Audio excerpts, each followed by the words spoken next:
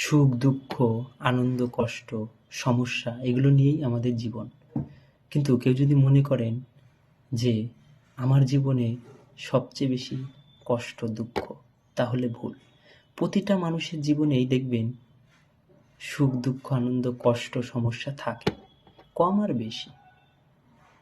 তাই কখনো জীবনে সমস্যা আসলে সেই সমস্যাটাকে বড় করে দেখবেন না, কারণ যদি সেই সমস্যাটাকে বড় করে দেখেন তাহলে কখনোই সমাধানের পথ খুঁজে পাবেন না। জীবন মানেই সমস্যা, এবং সেই সমস্যার সমাধান অবশ্যই আছে। তাই কখনো ভেঙে পড়বেন না, নেগেটিভ চিন্তা ভাবনা করবেন না, সবসময় পজিটিভ থাকবেন এবং মনে জোর রাখবেন।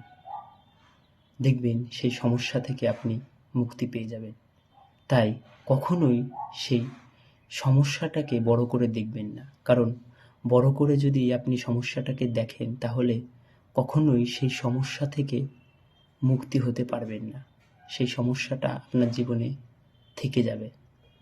তাই কখনোই সমস্যাকে বড় করে দেখবেন না।